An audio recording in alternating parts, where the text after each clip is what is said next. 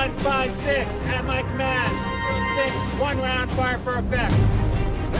Fire.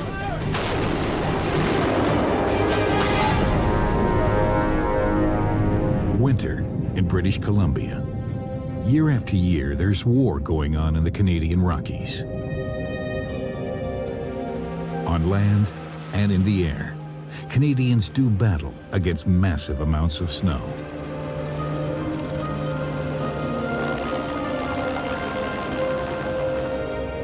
They discharge powerful explosions to protect streets, cities, and people from the danger of gigantic avalanches crashing down the mountainsides.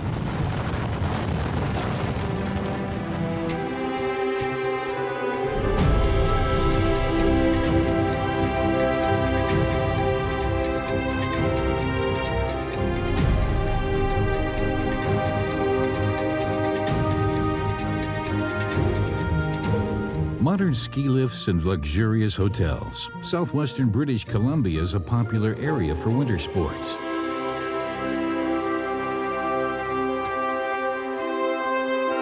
Vacationers from all over the world come here for the thrill of skiing in the Rocky Mountains.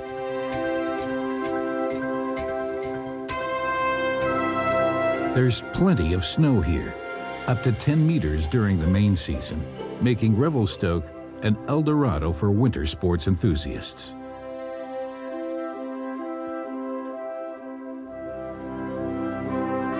The lives of the people who live here revolve around snow. It's both a blessing and a curse. On the one hand, it fuels the tourism boom. On the other, it threatens supply routes for the entire region. No one knows all this better than Bruce Allen, a winter sports enthusiast and avalanche technician who works for the Ministry of Transportation and Infrastructure in British Columbia. I don't look at my job as a fight against the snow, but rather I work with the snow. I at times try and manipulate the conditions under which avalanches will happen. So it's not as if the snow is my enemy. The snow is actually my friend, because that's how I make a living. Like Bruce, many people in Revelstoke depend on snow for their livelihood. The little town dates back to the 19th century. When the Canadian Pacific Railway was built in the 1880s, Revelstoke served as an important supply center. Today, it is visited by more than 1 million tourists each year. The city is dependent on the main roads that connect it to the rest of the country. That's why avalanche technicians like Bruce Allen spend every winter battling the snow that accumulates in the mountains and threatens Revelstoke's infrastructure. The mountain now. The region's original residents are bewildered by all this activity. The Shuswap tribe has lived here for thousands of years in harmony with nature. To ensure that this tradition is not lost, tribal elder Ernie Phillip teaches the tribe's young people the ancient legends. In the beginning, when the Creator put us here, on this land, He sent His son, Chief Coyote, to teach us how to live here.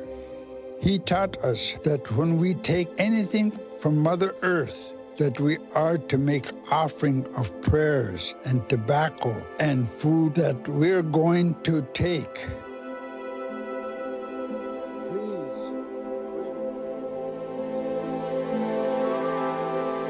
We believe in respect of everything that's made by the Creator. Everything, including rocks, including stone, everything. The little bugs, the little things, I mean anything at all. It's not only Mount Revelstoke, it's all the territory. It's very special for the native people. When the evening sun bathes the majestic mountains in golden light, one can begin to comprehend why the First Nations are so deeply intertwined with this unique countryside. But in the morning, the legends of the First Nations seem like fairy tales from long ago, with little relevance for the daily life of the busy inhabitants of modern-day Revelstoke. At 6:15 a.m., Bruce Allen starts another shift in his battle against mountain snow. In the winter months, the avalanche fighter hardly gets a chance to rest. It's a physically demanding job. We have very small crews. We're quite lean as a government section, so we have to work 24 hours a day sometimes. One time described to a supervisor how I'd worked a 22-hour shift and got 2 hours sleep, worked a 20-hour shift, got a 3-hour sleep, and worked a 17-hour shift. And during the 17-hour shift, I was throwing explosives out of a helicopter. It's just a very trying job. Your brain's always working. You're always living the weather. And so it can be quite disruptive, but it's also quite rewarding in that it's stimulating and you're doing something that really does matter. It's important work. The snow situation in the Rocky Mountains has exacerbated over the past few days. In order to estimate the threat to Highway Number 1 accurately, Bruce wants to assess the snow level at Eagles Pass.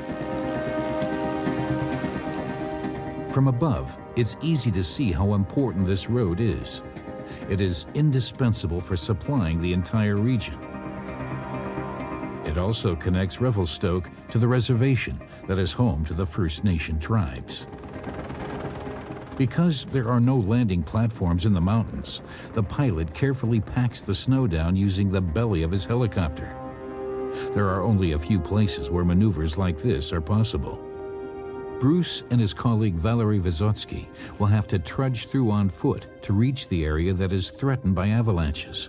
The weather can change very fast in the Rocky Mountains. Extremely dry and cold spells follow on the heels of periods with heavy snowfall.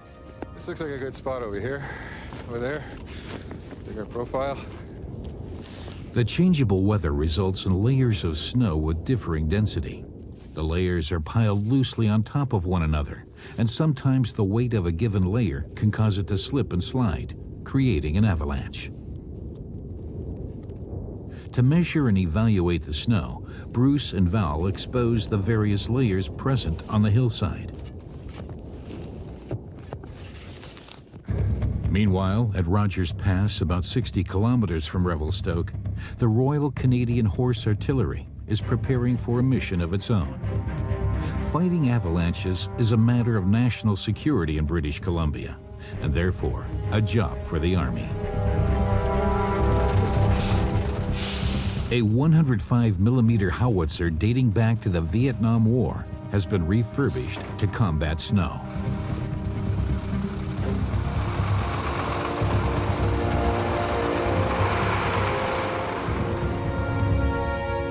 The soldiers are deploying to Rogers Pass, a section of Highway Number 1 that is considered particularly prone to avalanches. Jeff Goodrich, head avalanche expert at Parks Canada, is responsible for Glacier National Park, which covers more than 1,300 square kilometers.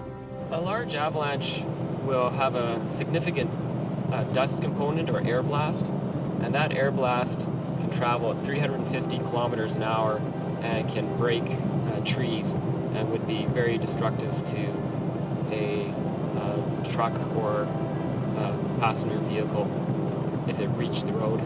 So when we do our control missions, we try to move snow before it reaches that large size. So if we were able to do control and have the avalanches stop short of the road, that's a successful mission for us. Motorists tend to underestimate or ignore the danger of avalanches charging down the steep inclines at the edge of the highway. Most of them hardly notice the big warning signs lining the road. They feel safe in their cars. The drivers have people like Jeff Goodrich to thank for the fact that they are able to use the highway safely. The avalanche expert mans an observation post near the road. From here, he can easily monitor the dangerous slopes. Meanwhile, the soldiers are bringing their weapon into position. Lining the highway are 18 concrete platforms for the howitzer, each of them directly adjacent from the section of the mountain range that is especially prone to avalanches. The commanding officer is Captain Walter Pryor. So we're here from about November to April. It's 2 rotas long. So we're about out here for 3 months. This is one of the unique domestic operations within Canada. We keep the highway open for all the Canadians who travel to Alberta through to BC. Spread. The soldiers aim the cannon at the coordinates Jeff provided. Steady. Formation number 1, HE Creek Church 7, bearing 2156 at my command. Elevation 606, 1 round fire for effect. Load. Bearing 2156. Angle 28. Canadian drivers, like motorists everywhere in the world, don't like being stuck in traffic. So the workers don't close the road until the cannon is in place and ready. Jamie Kruger of Parks Canada is responsible for coordination between the soldiers manning the howitzer and the crews along Highway Number 1. With up to 15,000 vehicles per hour, this is one of British Columbia's most heavily traveled routes. Jeff, we're ready on Observatory Target 1. Time is money, even in an otherwise pastoral setting like British Columbia. Closing the highway costs about $75,000 an hour. Jeff and his team need to act quickly. 10-4, Jamie. Let her go. Fire. Fire!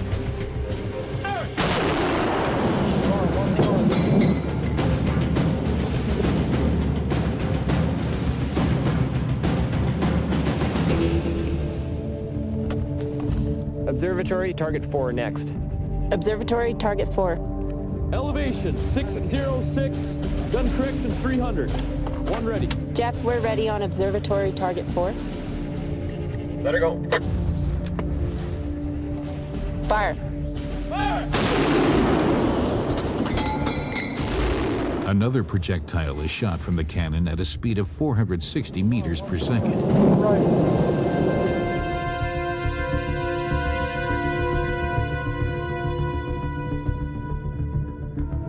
This time, the explosion brought the desired result. A slab of snow about 100 meters wide rumbles down the hill.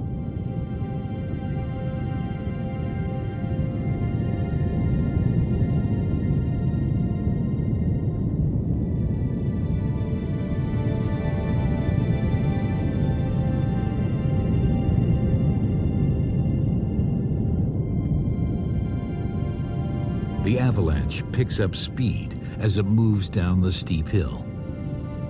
But it doesn't bury the highway. Jeff Goodrich and his team have achieved their goal. Far away from the avalanche-prone areas of the Rocky Mountains, the tribe Ernie Phillip belongs to has built a traditional pit home in the Snowless Valley. The semi-nomadic tribes previously used these dwellings as a winter home. This is where he teaches young people how to live with nature and its valuable resources. So close with us. We don't damage things like that. We accept that. If it's too dangerous, we find other ways to go. Make a road the other way around, somewhere else. Yes. Go down south on it. Take a couple more, 100 more miles or something. 300 kilometers longer, that would be worth it. Because he damaged a lot of things, He damaged a lot of animals. He damaged a lot of berries and all this, I know it's not the right thing for Western people, The food and values, the mountains, the scenery and everything. I would say, make it somewhere else. But the roads connecting the region's economic centers pass through areas where avalanches are a constant threat. So Bruce has to make sure the streets are passable all winter long. What we've done is we've dug a hole in the snowpack. We haven't gone to ground. It's 2 meters, 25 centimeters to the ground. We're just concerned about our upper layers here. So we've dug what's called a snow profile or snow pit. So what I'm going to do is start looking for my layers.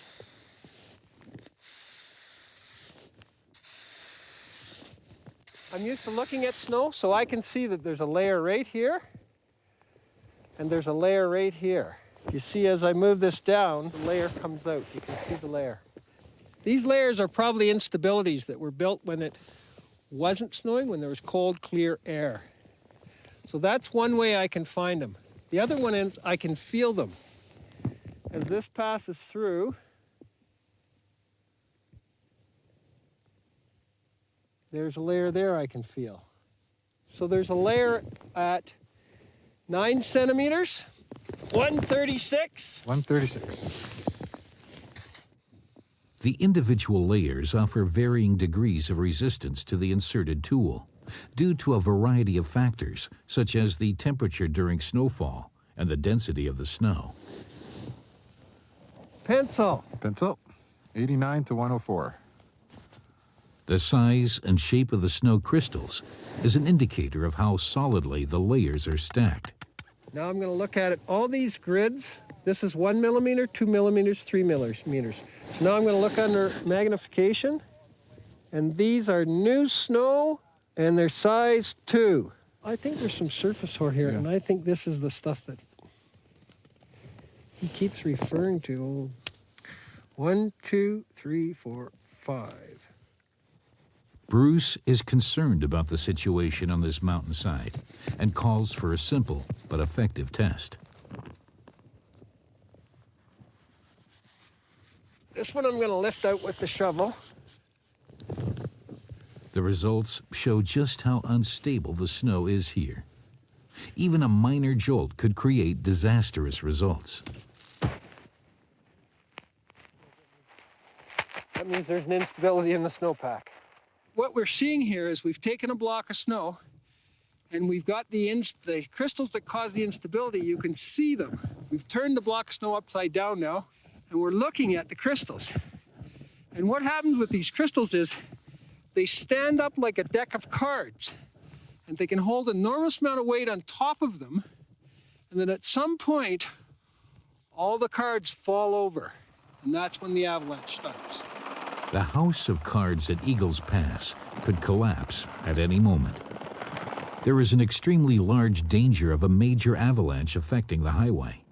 At the offices of the Ministry of Transportation and Infrastructure in Revelstoke, Bruce informs the helicopter crew of his intention to blow up and disperse the snowbank. I've just sent you a shoot form. We're going to shoot our east end, and we should start at around noon. Yeah? Okay. Okay, bye. This time, the orders include not only the precise coordinates for the explosion, but also specify the time and place the highway will be closed. In the middle of the wilderness, just a half-hour's drive from Revelstoke, lies a secret depot where the Ministry of Transportation and Infrastructure stores its explosives. The explosives are locked behind a solid steel door and monitored by satellite.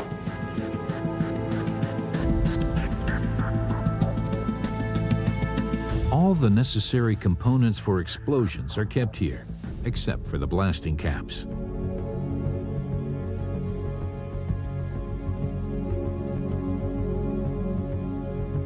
The explosive matter itself, a granular mixture of ammonia nitrate and heavy oil, is not considered particularly dangerous.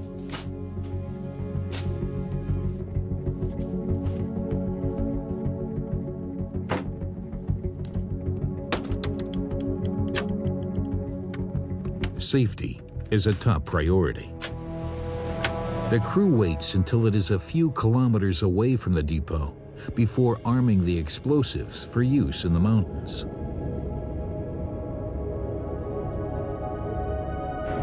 This is the most dangerous part of all. The highly explosive blasting caps at the end of these fuses are placed directly into the granular explosive material. The cloth bag it is in features a printed warning and the ministry's telephone number in case hikers or lumberjacks should happen to stumble across unexploded ordnance.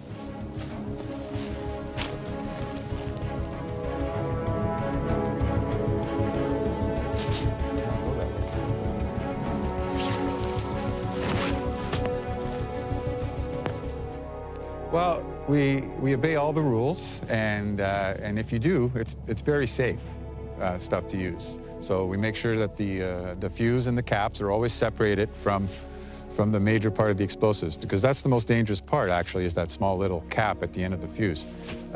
That's the most volatile one. The other ones you can handle pretty safely. You can drop them on the ground, nothing will happen.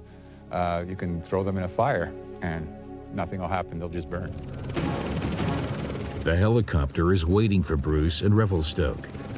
The explosive cargo is already on board. The pilot heads for a spot on the highway above Eagles Pass, about a 15-minute flight from Revelstoke. This is the area where Bruce Allen and Val Vysotsky evaluated the snow earlier in the morning. The primary highway connection has already been closed down. The pilot flies one last check of the area. The mission will not be given a green light until it has been confirmed that no one is still in the danger zone. Just before the bombs are released, Bruce Allen removes the final safety mechanism, the protective cap on the fuse, and inserts the detonators. Like matches, they require friction.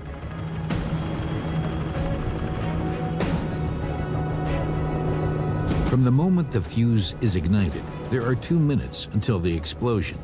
Just enough time to discharge all the bombs to hit their targets in the avalanche area. The pilot navigates according to precise instructions from Bruce.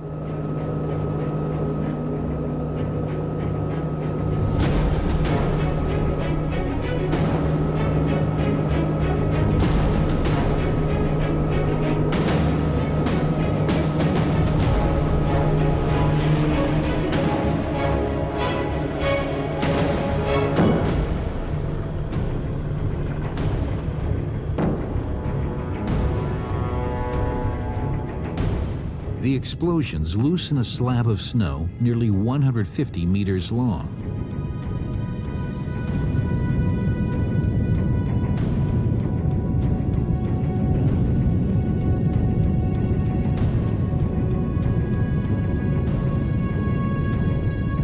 The avalanche doesn't reach the highway. The danger has been averted.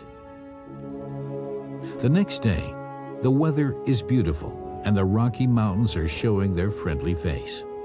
So for a change, the day doesn't start with a weather forecast and an avalanche battle plan. The employees of Parks Canada are responsible for search and rescue missions in their region. So today, Jeff Goodrich has planned a very special training exercise for his team.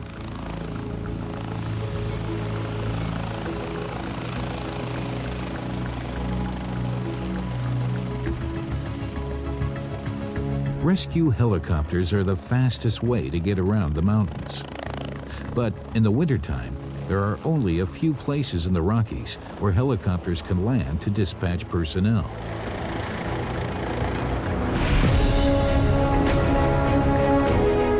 So the team members and their equipment simply hang on the underside of the chopper.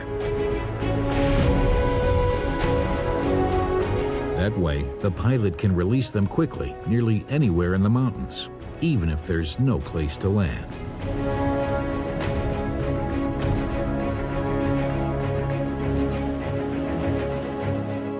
The rescue personnel are lowered to the mission site with ropes, a method that is not without its dangers, and which has to be practiced regularly.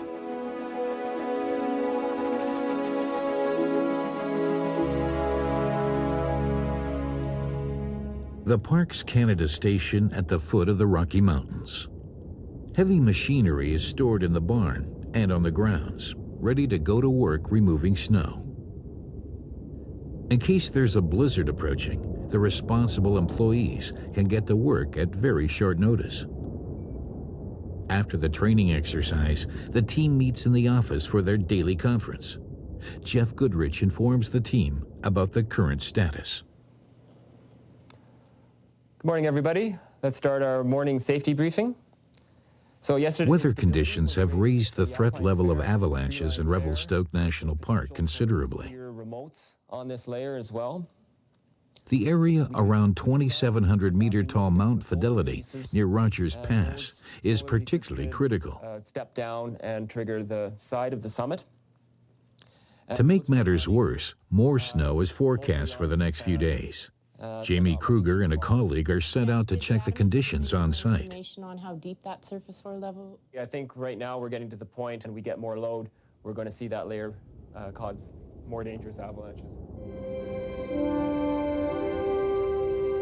The area around Mount Fidelity is blocked off to the public year-round. Parks Canada runs a state-of-the-art weather station here. Throughout the entire year, it provides all the essential data: temperature, wind, precipitation, air pressure. And the region is also a special testing area for snow conditions. The workers have created a labyrinth of narrow walkways among the measuring equipment on the plateau in front of the main building. They stick to these limited paths so as not to disturb the surrounding snow, where the actual testing takes place. One of the pathways leads to a block of snow that has been prepared by Ali Meyer. He uses it to analyze the height and consistency of the various layers of snow at the station. At the other end of the maze, Jamie measures how much new snow has fallen overnight. Even the slightest difference can have consequences for the avalanche threat. That's why the employees of Parks Canada come up here regularly. Well, we take daily weather readings and snowpack levels, height of snow, and how much snow we get overnight or within the daytime period, as well as watching the general weather conditions like wind and the amount of precip over a certain amount of time. I do still see the beauty of places like this, especially on days where we come up here and we can see all the way back to the summit. I feel very privileged to work at this place and to be allowed up to the Fidelity Station.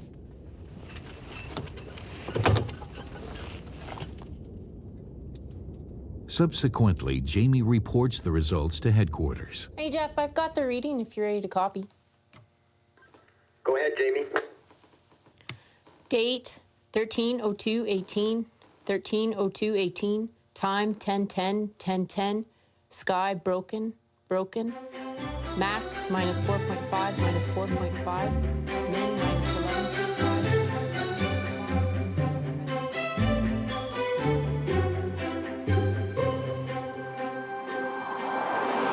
Over the past few days, a dangerous snow slab is said to have developed uphill from Highway 1. It could slide down at any moment. To make their way up the incline, the avalanche engineers need touring skis with climbing skins.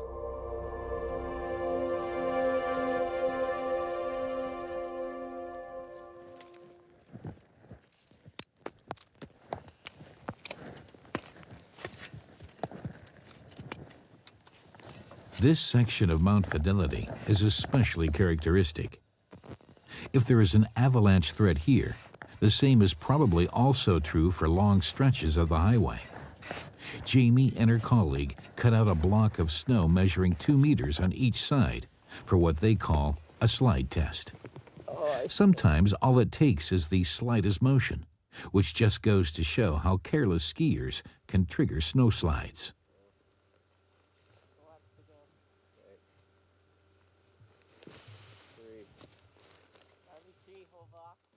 Jeff, we're finishing our profile and have some results. Okay, Ali, go ahead with the results.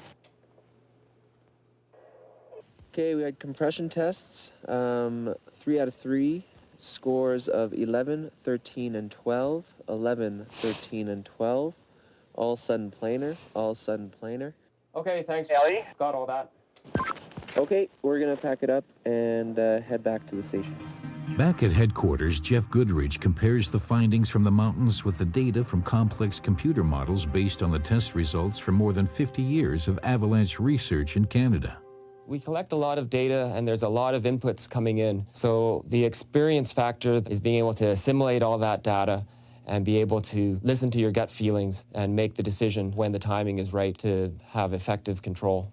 We have very high standards for our expectations because it's very important to have good quality observations and reliable methodology to be able to have good data that you can use for forecasting. The data confirms that the snow must be blown away immediately. It's very likely an avalanche could bury the highway along the foot of Mount Fidelity. So we're going to be going out onto the east side of Rogers Pass to be doing some avalanche control. We have a surface hoar layer that's buried down 50 centimeters, and it's highly reactive, and we need to do some stabilization to remove the threat for the highway. Jeff Goodrich puts the station on alert and issues orders to the soldiers. The 17-man team is ready for action 24 hours a day during the most critical part of the snowslide season, a tremendous challenge. Some of our shoots can go up to 36 hours long, and then it starts to become difficult with the transportation of food, keeping everybody warm, and keeping that highway open through that long period of time.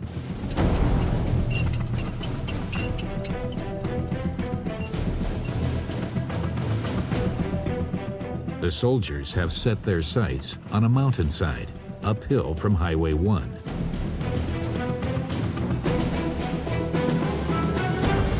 Each of these shells being fired at the mountainside weighs about 12 kilograms and costs some $250. Fire! Number one, fire! Fire!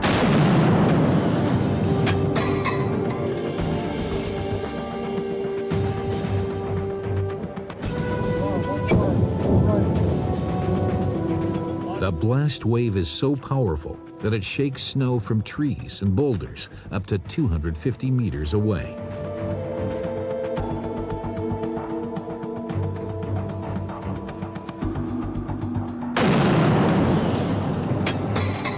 During a typical season, the soldiers fire up to 300 shells at the Rocky Mountains.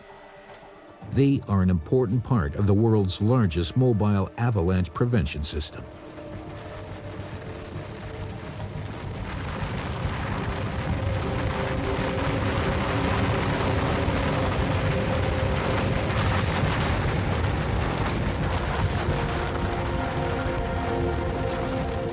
Powder clouds like this one are extremely dangerous. They reach speeds of up to 250 kilometers per hour and can toss even huge boulders down the mountainside like gravel.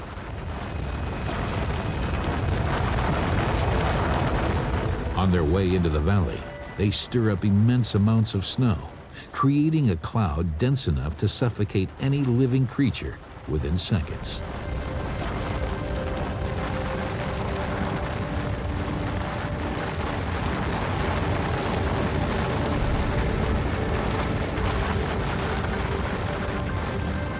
Its blast snaps fully grown trees like twigs.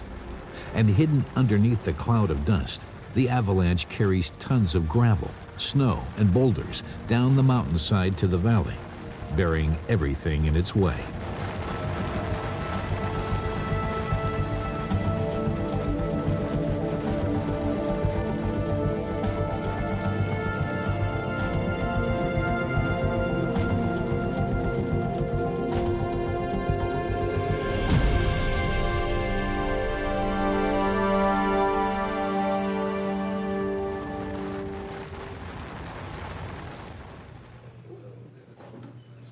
Following their successful mission, the soldiers enjoy a few minutes of rest. Between November and February, they use their equipment to cause about 100 controlled avalanches, nearly one per day.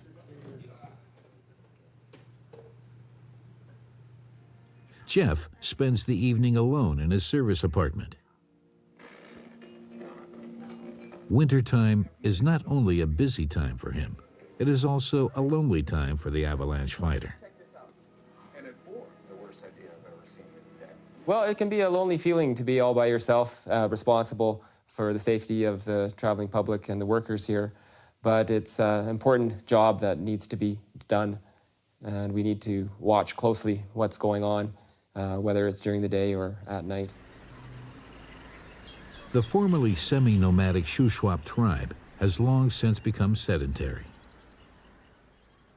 Nearly half of the tribe's members live in one of the 1,700 reservations around British Columbia.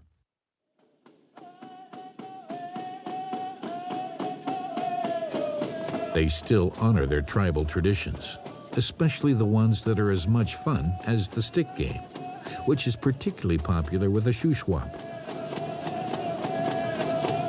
Ernie Phillip always makes a point to participate. Nowadays, they play for money. In the past, the game was played for land rights, or even women. You have to guess where the stones are hidden. Legend has it the First Nations learned the game from animals. For Ernie, stick games are part of his people's culture, and he plans to keep the tradition alive for future generations.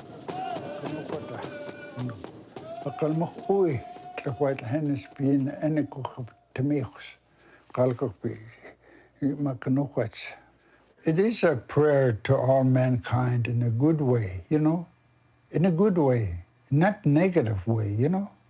There's many different things that they destroyed, you know. This is why we have to have blessing. That's why we prayed that the non-natives must learn a little bit about our ways, you know, at least a little bit, you know.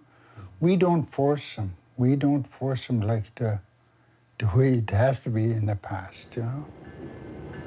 It would appear that Ernie Phillip's prayer has been answered, at least for the moment. The past few days were moderate, with relatively quiet weather conditions. Bruce Allen's wife took the opportunity to visit her husband in Revelstoke. She works 350 kilometers away in Vancouver and took a few days off to make the trip. It's a special treat for the couple to be able to spend time together in the middle of winter. When the time comes to say goodbye, both of them are sad. When they will meet again depends on the weather and the threat of avalanches in the region. But Bruce doesn't dwell on it. He has work to do. There's a snowstorm moving in.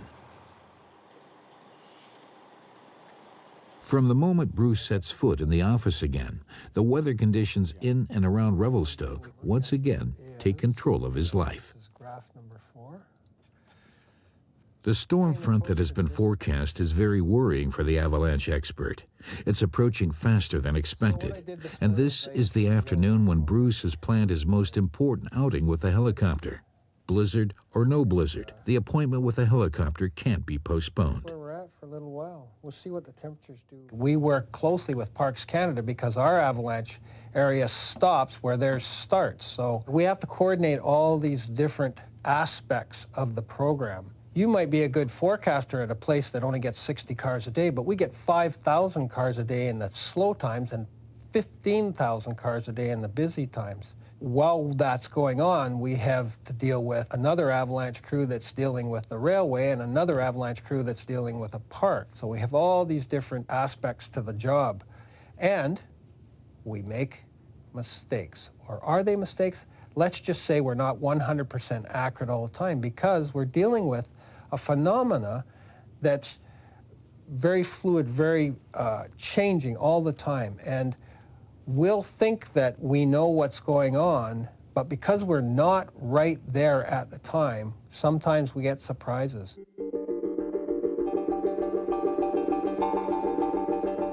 The bad news keeps coming in. While the avalanche experts are on their way to the helicopter, Bruce receives word that the first harbingers of the coming storm have already reached the mission area.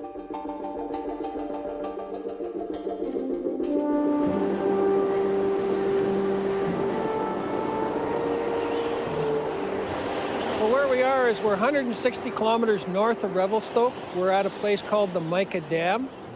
It's an 800-foot-high dam that holds back a huge reservoir, produces hydroelectricity. In the last couple of years, they've been installing 2 more huge generators into this dam, and they have a huge man camp here. They have 500 men living in a camp, and they travel this highway to get to the dam. So we've had to increase the amount of avalanche control we do in this area to try and protect those workers.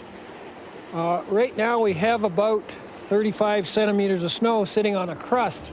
Tonight we have a very, very large storm coming in for the next 2 days. And my concern is that if we add another 40 or 50 centimeters of snow on top of that 35, that we could have large avalanches affecting the highway. The weather conditions are very unfavorable for a helicopter mission. The low clouds reduce visibility on the steep mountainsides around the construction site. But the supplies for the 500 workers at the site depend on the service road. If it is buried under an avalanche, the men building the dam will be cut off from the outside world for several days.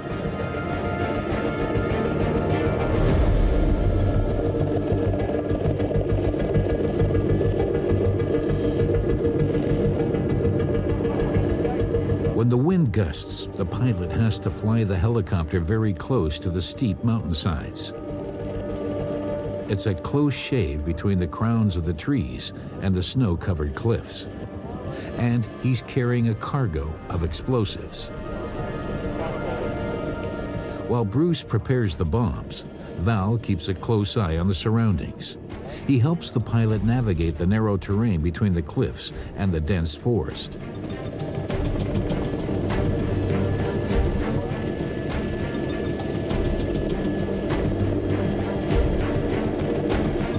Time is running out. Bruce needs to land 5 explosive shells right on target in order to create the controlled snowslide that is needed. Any error, no matter how small, would be life-threatening in this situation. There are more than 100 kilograms of explosives on board.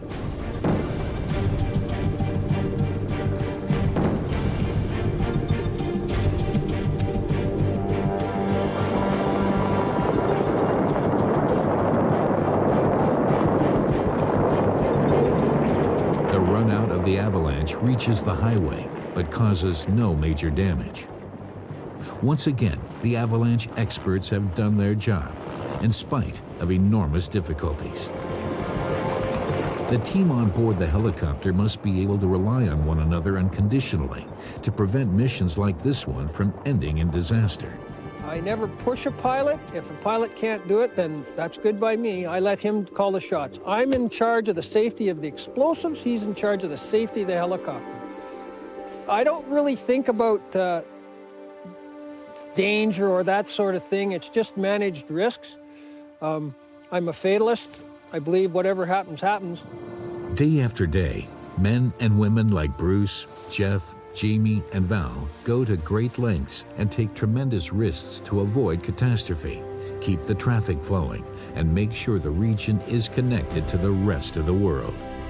Whether they are members of the First Nations or the descendants of immigrants from the Old World, the people of British Columbia have learned, each in their own way, to live with the wilderness and deal with the excessive snow, which can be so incredibly dangerous and yet so unbelievably beautiful.